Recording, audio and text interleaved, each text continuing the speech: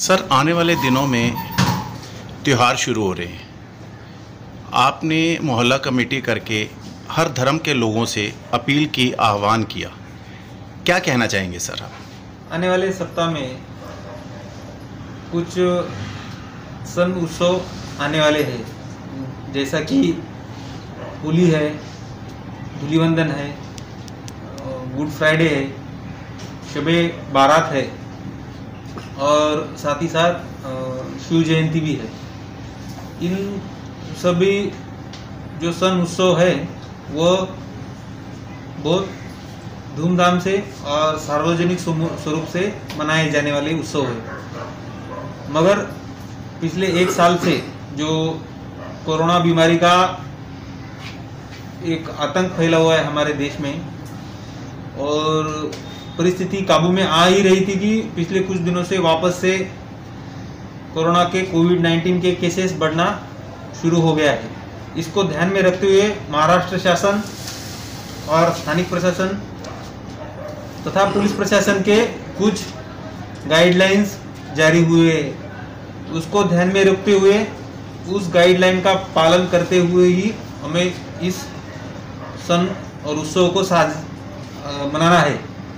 जैसा कि बहुत महत्वपूर्ण बात, हमारे जो महानगर पालिका का अभी जो आदेश निकला है, सोसाइटी में बहुत ज़्यादा मात्रा में हमारे जो रेसिडेंट लोग रहते हैं वहाँ पर इकट्ठा होते हैं, तो उसके ऊपर पाबंदी है। सोसाइटी के अंदर जमा होकर ऐसा जो होली और धूलिवंदन मनाने पर पाबंदी है।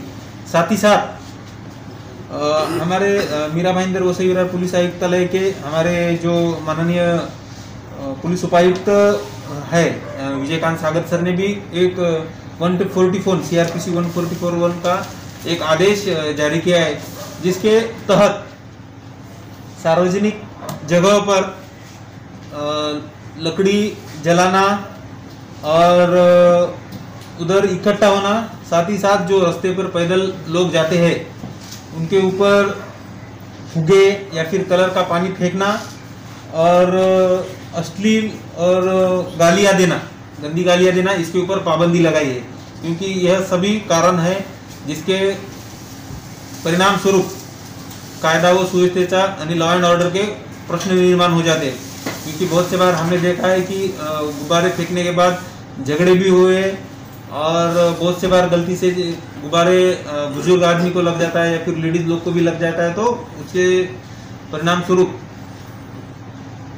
जो बुजुर्ग लोग होते हैं उनकी सेहत के ऊपर बहुत परिणाम होता है। तो ऐसा कोई भी सोसाइटी के रहवासी इस तरह की हरकत ना करे और पुलिस प्रशासन को सहकारी करे। सर, जो इन नियमों का पालन नहीं करेगा, क्या उन पे कोई कार्रवाई होगी, कोई गुनाह दाखिल होगा? बराबर है। हमारी इस आने वाले सन उत्सव के अनुषंग से बंदोबस्त और पेट्रोलिंग बढ़ाई जाने वाली है। अगर ऐसे जिन जिन चीज़ों पर महाराष्ट्र शासन तथा स्थानिक प्रशासन, हमारी महानगर पालिका और हमारा पुलिस प्रशासन के जो गाइडलाइंस निकले उनका उल्लंघन करने वालों पर सख्त से सख्त कानूनी कार्रवाई की जाएगी। मैं सभी आपके माध्यम से सभी हमारे शहर के नागरिकों का आह्वान करता हूं कि आपसे इन मार्गदर्शक सूचनाओं का उल्लंघन ना होए, ऐसी मैं आशा करता हूं। क्योंकि आपके ऊपर कानूनी कार्रवाई तो होगी होगी, मगर सबसे अहम बात जो है, आप इस तरह से इकट्ठा होकर भीड़ जमा कर कोरोना जैसे खतरनाक बीमारी को आमंत्रण दे रहे हैं। क्योंकि आपने भी देखा होगा कि दो अलग अलग नए जो ट्रेंड्स है वो कोरोना के सामने आए हैं। साउथ अफ्रीका का एक है और दूसरा यूके का है, और दोनों ही बहुत गंभीर परिणाम जो भी पेशेंट है उनके ऊपर कर रहे हैं।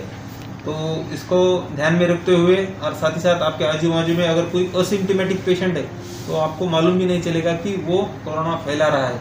इसलिए मैं आपको एक बार हमारे पुलिस प्रशासन से आह्वान करता हूं कि भीड़ इकट्ठा ना करें, सैनिटाइजर, मास्क और हाथ धोना और सोशल डिस्टेंसिंग का पालन करें।